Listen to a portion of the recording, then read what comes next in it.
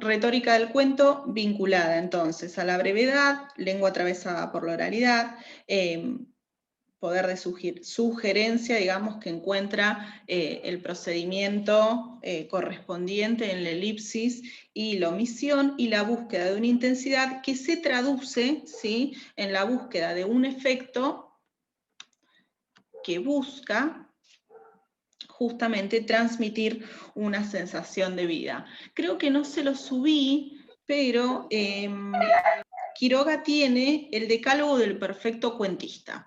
Se los voy a subir. No lo leímos la clase pasada. Bueno, en el decálogo del perfecto cuentista lo que él hace de alguna manera es nada, armar un decálogo en donde dice cuáles son, en donde expresa, ¿no?, cuáles son los lineamientos de su retórica. Martín Prieto dice que justamente Los Desterrados viene a derribar el decálogo del perfecto cuentista que Quiroga escribió, ¿no? Es decir, que de alguna manera Los Desterrados es una escritura que se vuelve, ¿no?, contra la propia escritura quiroguiana, justamente por esto, ¿no?, por esta búsqueda, digamos, de efecto ya vinculada a una sensación de vida, porque la literatura de Quiroga está atravesada por esa búsqueda de un efecto. Pero bueno, si nosotros leemos El almohadón de plumas y leemos Tacuara Mansión, vamos a poder ver que los efectos que persigue son totalmente divergentes, ¿sí?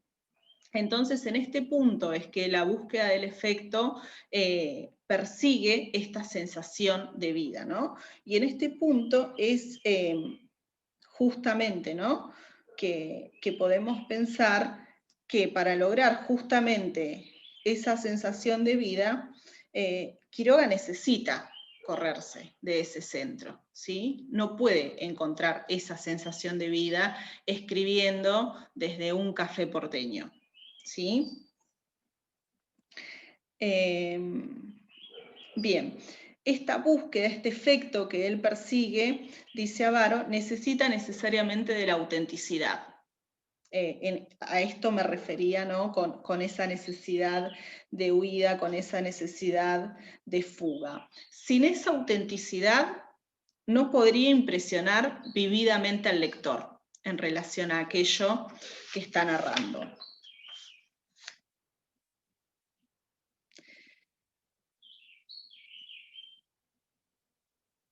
Y esto se ve, por ejemplo, en la estructura de los relatos, ¿no? O sea, nosotros podemos ver que la mayoría de los relatos que componen Los Desterrados se estructuran, ¿no?, de la misma manera. La descripción de un paisaje, la presentación del personaje, aludiendo a su pasado heroico, en la mayoría de los casos, para presentarlo luego en su presente degradado, es decir, en el momento en que es un ex hombre, y para relatar luego el conflicto que en general se resuelve o con la locura, o con la mutilación del cuerpo, o con la muerte del personaje en cuestión. Fíjense que esta estructura, ¿no?, se repite iterativamente en la mayoría de los cuentos que componen los Desterrados.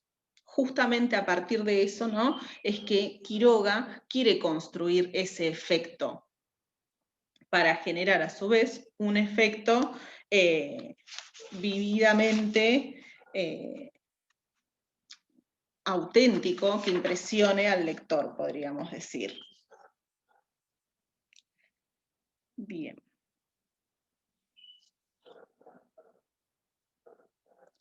¿Qué más en torno al texto de Avaro que me gustaría rescatar?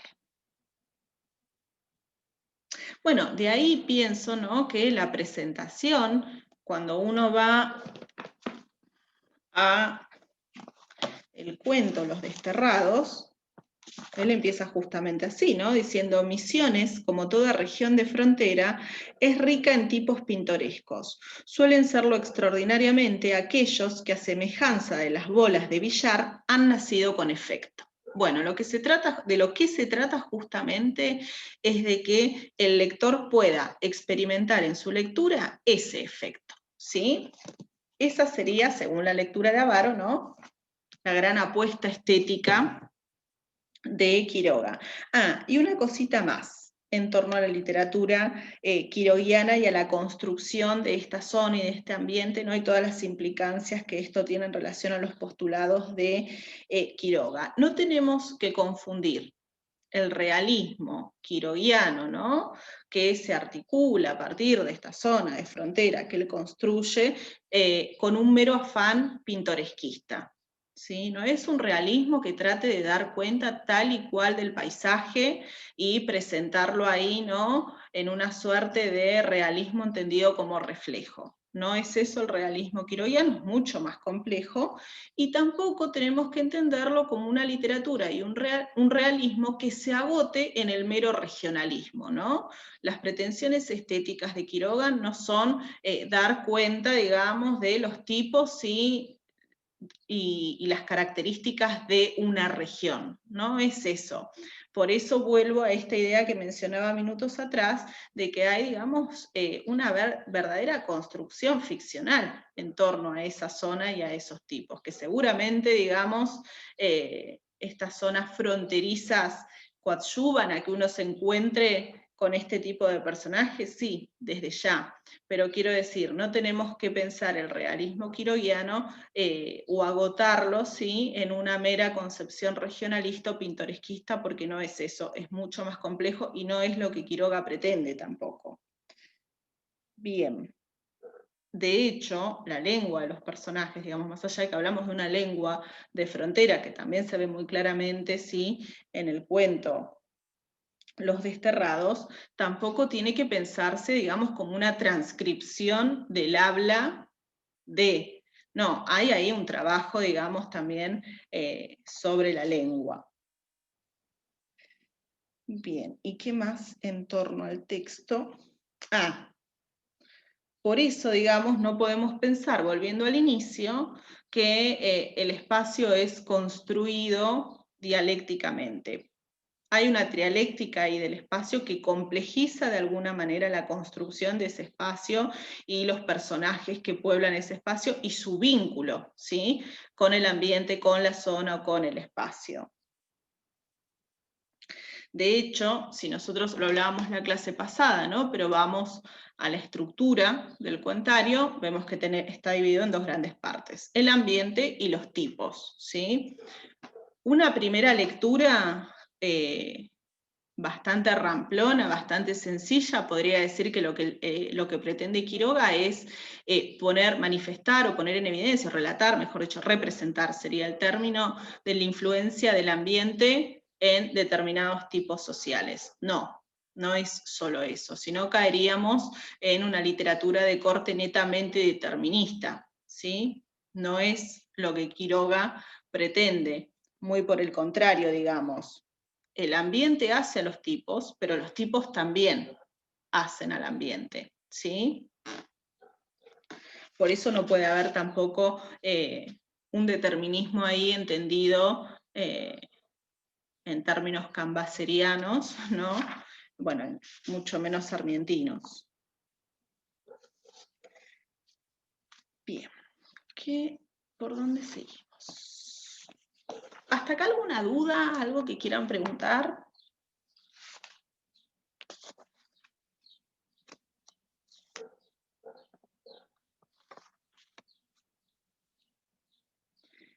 Bien, y vamos a ir aproximándonos al estilo de Quiroga, pero antes yo quiero detenerme en relación a una de las ideas de Avaro, ¿no? Y que ella decía que lo que se pone en juego, el tipo de saberes que se ponen en juego en esta zona quiroguiana, bueno, retomar Avaro y retomar Prat, no son ya los saberes, estamos hablando ya del marco de la ficción, pero también en lo que refiere al estilo quiroguiano, no son ya los saberes propios del paradigma modernizador, ¿no? Y racionalista, sino que se ponen, digamos, en juego otro tipo de saberes que,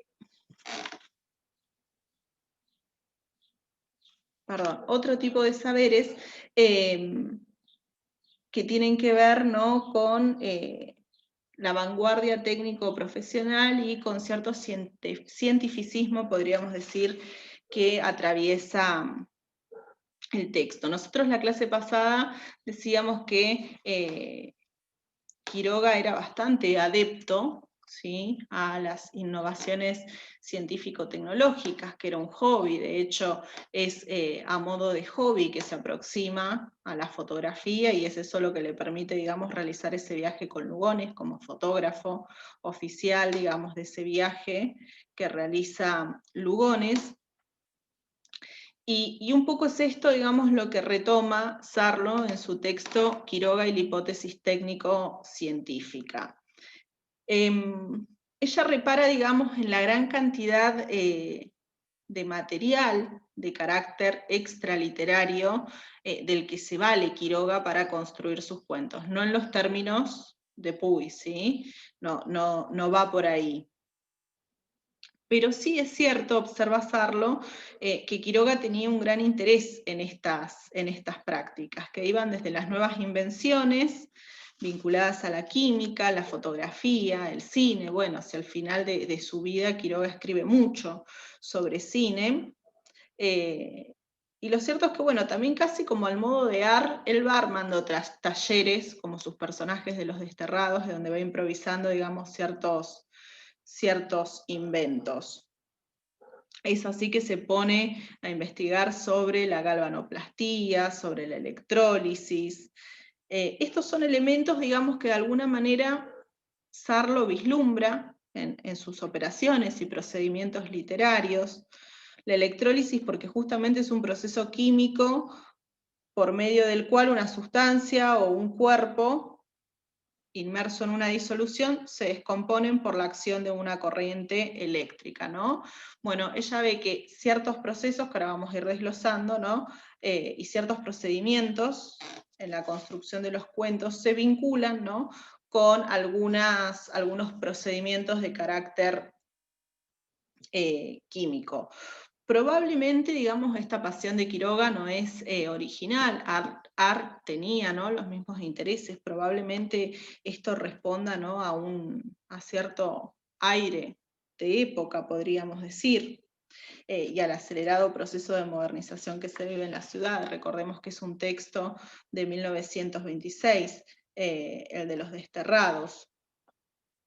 Lo cierto es que lo que a nosotros nos interesa es que estos conocimientos técnicos científicos, podríamos decir, se entraman con el proyecto literario y la estética quiroguiana.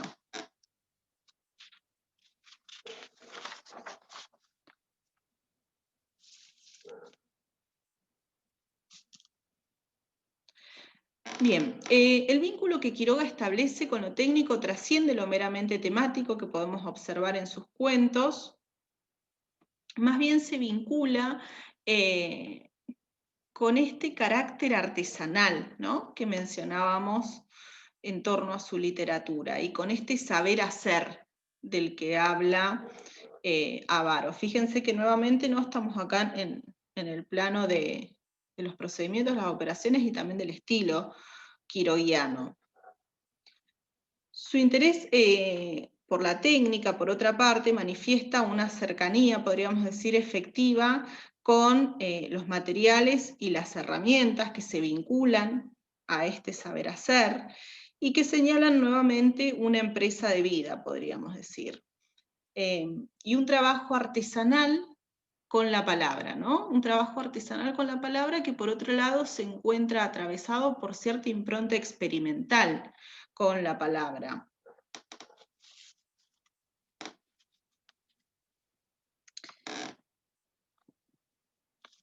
Y que por otro lado también le servirá, como decíamos al inicio de la clase, para articular, ¿no?, ciertas imágenes de autor. Este saber hacer, como veremos cuando encaremos el texto de Guillermo García, y este trabajo, digamos, a partir de lo experimental y de lo artesanal, manifiestan una actitud, por otro lado, netamente vanguardista.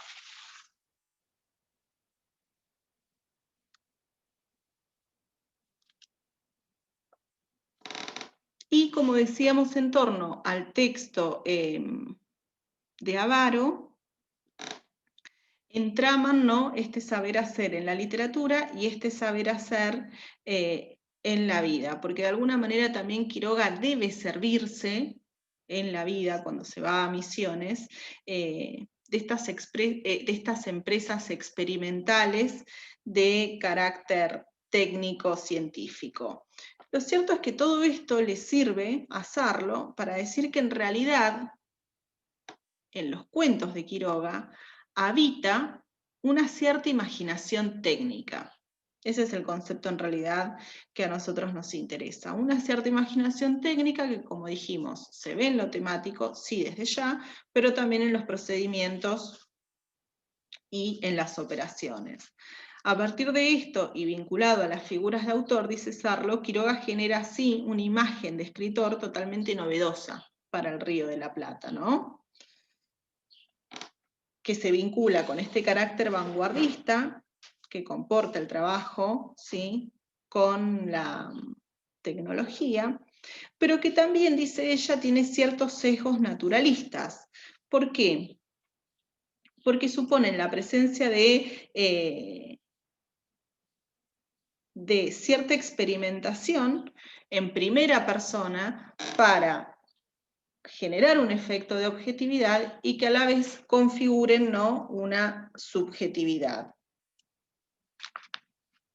Entonces, en su vínculo con la literatura, esto busca articular, digamos, saberes nuevos narrables, ¿no?, como condición de posibilidad, podríamos decir, para poder escribir, pero a su vez para poder coadyuvar a la formación intelectual del escritor.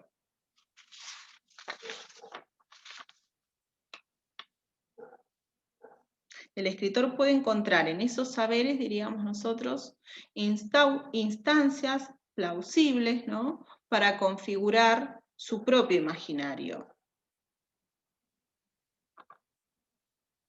Y llama la atención también, volviendo a las imágenes de autor, ¿no?, justamente sobre el espacio en el que el escritor construye sus saberes. Ya no es la biblioteca, ¿sí?, sino que justamente el espacio en donde el escritor construye sus propios saberes es ese espacio de la experimentación técnica. En este sentido decimos que Quiroga produce una figura de autor, una figura de escritor totalmente novedosa para la literatura rioplatense. Y que fíjense que va de la mano, ¿no?, con el momento histórico que se vive, porque justamente podríamos pensar, en los términos en que lo plantea Benjamin, que un modelo de sociedad determinado impulsa un modelo de vida determinado y en consecuencia propone modelos de representación nuevos, ¿no? De alguna manera eso es lo que hace Quiroga en Los Desterrados a partir del lugar que ocupa la imaginación técnica en su literatura. Y la imaginación técnica ocupa ese lugar en su literatura no solo por los intereses del propio Quiroga, sino porque ahí, donde está, en la selva misionera, los necesita para poder vivir y los necesita también para poder escribir, ¿no? Nuevamente, experiencia vivida, mejor dicho, y literatura se entraman, ¿sí?, se homologan y establecen un vínculo indisociable. En este sentido, esta obsesión por dominar, digamos, múltiples saberes, múltiples oficios, podríamos decir, llama la atención o alumbra no solo un rasgo psicológico, sino un ideal moral de autoconstrucción propio de la época en la que vive Quiroga. De ahí lo novedoso y lo potente también de las imágenes de autor que construye. Yo no sé si han visto fotografías de Quiroga durante ese periodo, pero todas las fotografías de Quiroga durante ese periodo, además de mostrarlo desencajado, digamos, consumido, en todas las fotografías aparece haciendo algo. Aparece haciendo una canoa, aparece techando su casa. Todas las fotografías que lo capturan en ese momento lo capturan en la práctica, ¿no?, de algún oficio. En este sentido, va a ser fundamental el cine, ¿sí? En esta imaginación técnica de la que se sirve Quiroga para articular su relato. Porque será el cine, digamos, como lenguaje innovador de ese periodo, quien lo proveerá de ciertos procedimientos que intervendrán directamente de alguna manera en su técnica narrativa. También sus personajes, ¿no? De alguna manera se definen desde ahí. Son personajes habilidosos, que poseen una destreza manual propia de la artesanía, la misma artesanía que Quiroga ostenta en la construcción de sus cuentos, y que intentan aplicarla, podríamos decir, ¿no? Muestran un dominio sobre ciertos materiales, cerámica, madera. Los personajes de alguna manera imaginan, porque nunca llegan a concretarlo, un dominio sobre los procesos de producción, podríamos decir. Los saberes que sus personajes tienen, que alumbran, como decía, los procedimientos que lleva adelante Quiroga, siempre son saberes aproximativos, ¿no? Son saberes aproximativos justamente porque no llegan a concretarse, y no llegan a concretarse por las condiciones materiales precarias que estos personajes habitan. Un ejemplo arquetípico de esto en los cuentos es los destiladores de naranja, ¿no? Donde nunca pueden finalmente llegar a la destilación porque todo lo que tienen es viejo y defectuoso, y no pueden conseguirlo ahí donde están. En este sentido dice Sarlo que los personajes quiroguianos de alguna manera funcionan como técnicos primitivos en este andamiaje, ¿no? de la imaginación técnico-científica que utiliza Quiroga en sus cuentos. Y dice también que funcionan como bricoleurs, pero no en el sentido de Puy, ¿sí? Sino que en realidad funcionan como bricoleurs porque se encuentran determinados por la inadecuación, ¿sí? La inadecuación del conocimiento que tienen y los materiales con los que cuentan. O sea, aportan el conocimiento, pero ahí donde están no tienen los materiales necesarios. Entonces la empresa necesariamente fracasa. Fíjense que en este punto es donde se vuelven significativas o se resignifican las lecturas de Prat, ¿no? Porque justamente acá se visualiza claramente que todas esas pautas y conocimientos de la modernidad, ahí donde están, los personajes que quieren aplicarla no la pueden aplicar. O sea, en el margen, en la periferia, esos conocimientos necesariamente fracasan. Siempre suponen, podríamos decir, una imitación imperfecta. De ahí es que cobra relevancia, ¿no? Este carácter paródico que ella ve en la literatura quiroguiana, que igual es para pensar, ¿sí? Es digamos, el carácter paródico es una lectura que ella le achaca. No hay consenso crítico, quiero decir, en torno a eso. ¿Hasta acá vamos? ¿Alguna duda?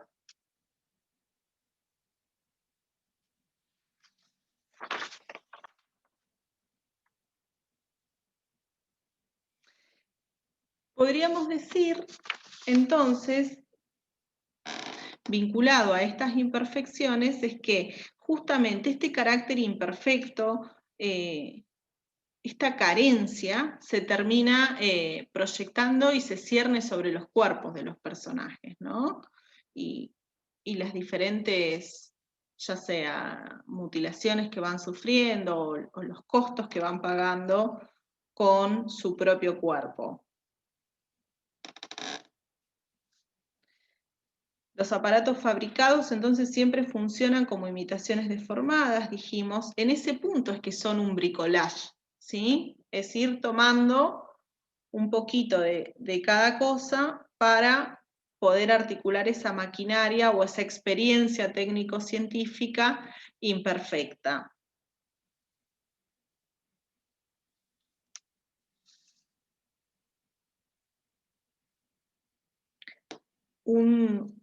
muchos personajes son ejemplo de esto, ¿no? Pero un ejemplo puede ser el manco, un inventor, aficionado, digamos, carece de dinero, carece de saberes adecuados, posee una enciclopedia, pero los procedimientos y técnicas que ésta propone ya son inalcanzables, no solo económicamente, sino que además son conocimientos obsoletos.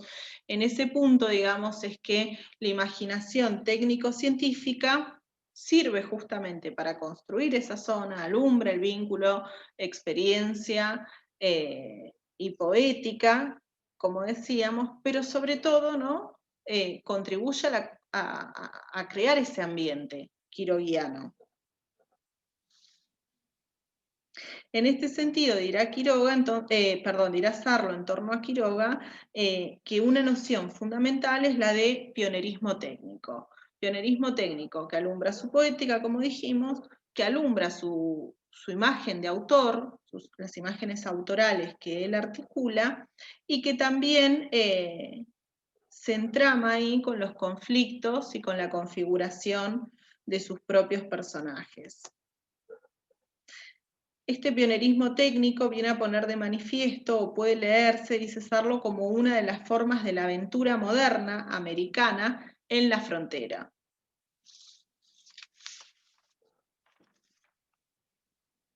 En la que el protagonista, dirá ella, ¿no? Despliega su saber práctico, pero fracasa.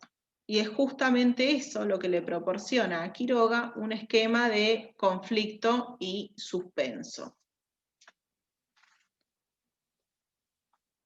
Bien, esto en torno a Sarlo, que bueno, el texto de Sarlo es bastante más extenso, digamos, yo reparo solo en aquellas cosas que me interesan y que permiten el diálogo con los otros autores.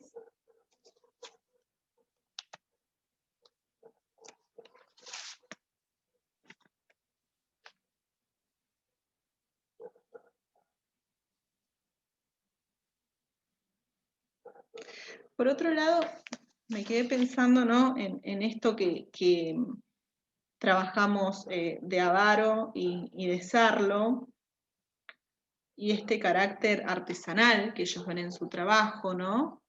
En los procedimientos, en las operaciones que lleva adelante. La vanguardia, digamos, rescata, la vanguardia, digamos, en sus lineamientos teóricos rescata, ¿no? Lo artesanal, lo cual refuerza, ¿no? El carácter vanguardista de la literatura quiroguiana, y por otro lado pensaba en otra máxima de la vanguardia, ¿no? Que es vivir la vida como si la vida, digamos, fuera arte. Bueno, en Quiroga se encuentran estos dos elementos, ¿no? Esa obsesión por esta construcción y este trabajo casi artesanal del cuento con la palabra, y por otro lado, digamos, uno podría decir, Quiroga vive, de algún modo, su literatura, ¿sí? Vive aquello que cuenta y que relata sin que caigamos, como dijimos, en ese biografismo ordinario, ramplón. Pero se encuentran, digamos, estas dos máximas vanguardistas en Quiroga. Bien, y vinculado a esto, quiero llegar al artículo de Guillermo García, que justamente se llama Horacio Quiroga, escritor de vanguardia, ¿no? En donde él se detiene en las técnicas, procedimientos que utiliza Quiroga y que él ve propia de la vanguardia. No de cualquier vanguardia, no de cualquier vanguardia, sino que García lo que rastrea en Quiroga, digamos, son los elementos propiamente de la vanguardia que introduce un nuevo lenguaje como es el lenguaje cinematográfico, ¿no? O sea, lo que él ve es una gramática del cine, podríamos decir, presente en la narrativa quiroguiana. A ver, algunas cuestiones en torno a este texto para reparar.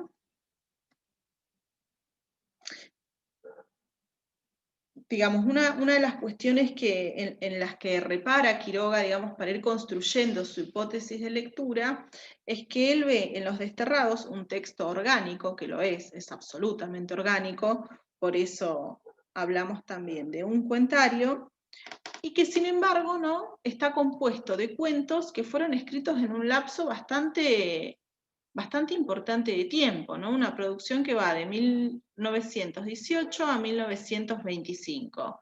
Entonces lo que él se pregunta es, bueno, ¿qué es lo que genera la organicidad del relato, más allá de las correcciones y reescrituras que Quiroga pueda haber llevado adelante? Entonces ahí es donde aparece la gramática del cine, ¿no? Él ve que son cuentos, son relatos absolutamente fílmicos de alguna manera, los quiroguianos. Bien, algunas cuestiones que él ve propias del cine en el texto.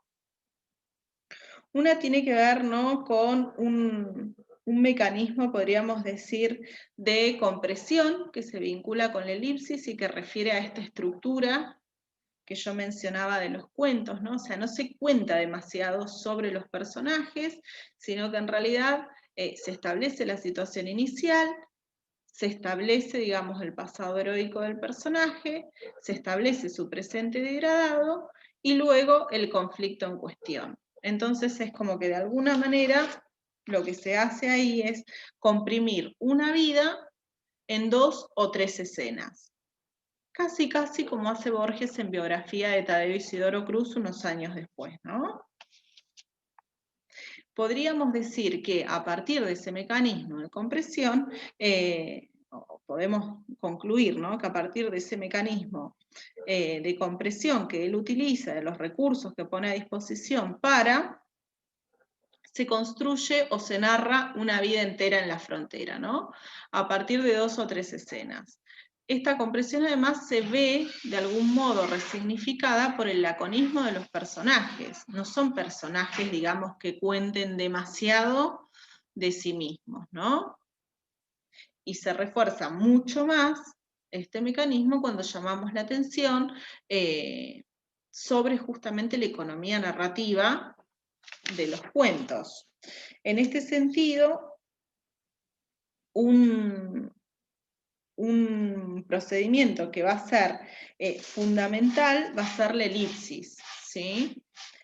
Justamente todo aquello que no está dicho y todo aquello que está omitido es lo que permite esta compresión, o de lo que, digamos, es el procedimiento del cual se sirve para generar, ¿no?, esta compresión en estas vidas de frontera, y que se ven, ¿no?, reforzadas, como decíamos, por esta economía narrativa y el laconismo de los personajes.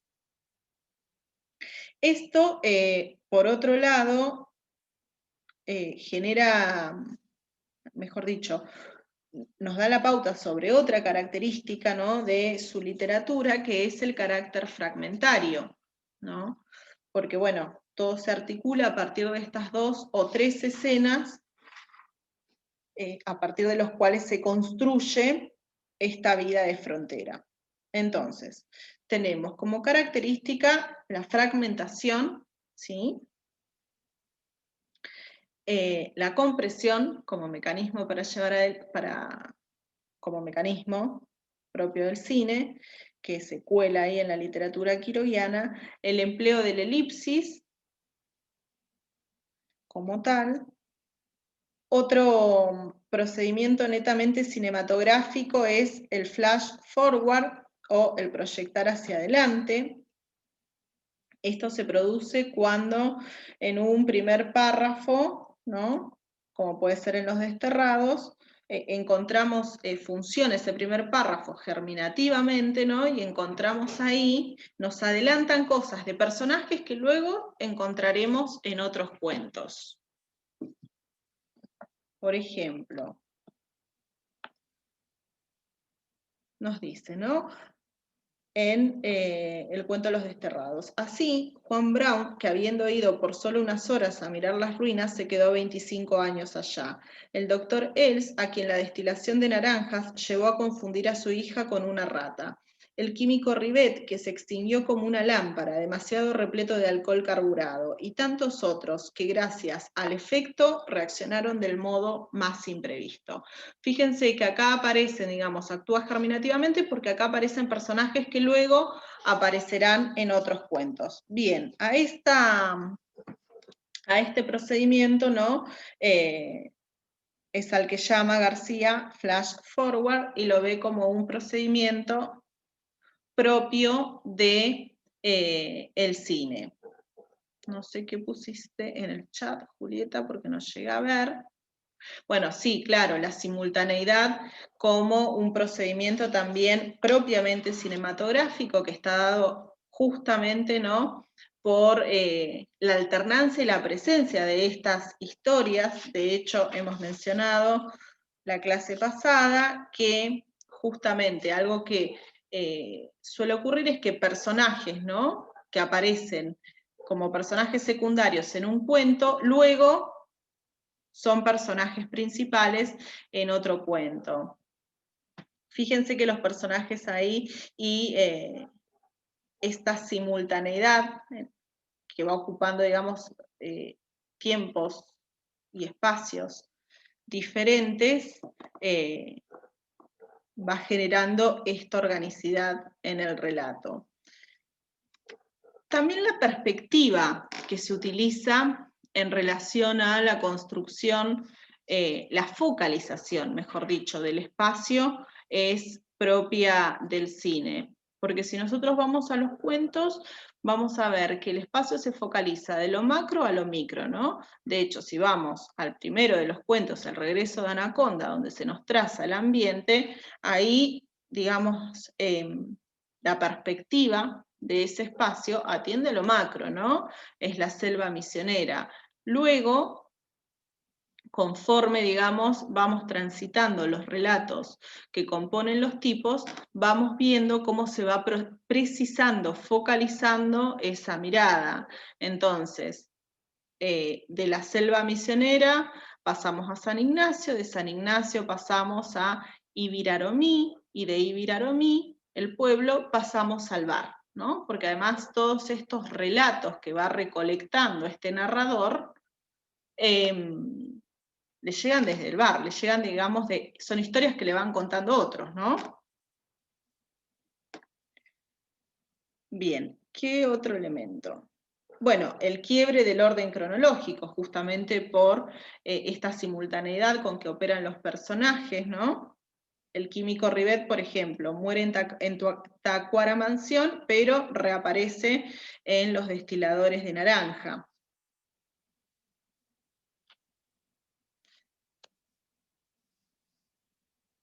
Bueno, y en este sentido, y volviendo al modo en que se construye esta vida de frontera, ¿no?, donde todo se reduce a 2 o 3 escenas, otro elemento propiamente del cine es el montaje, ¿sí? El montaje siempre opera en la construcción de cada uno de estos tipos, personajes quiroianos. El montaje, por otro lado, le ayuda o tiene como consecuencia, mejor dicho, romper, ¿no?, con una progresión temporal clásica de los relatos. Bueno, la simultaneidad, la compresión, ayudan también a romper esta temporalidad clásica del cuento y lo acercan mucho más al cine. Fíjense que por otro lado esta idea de trabajar, ¿no?, fragmentariamente con las historias se vincula por otro lado con las mismas características de los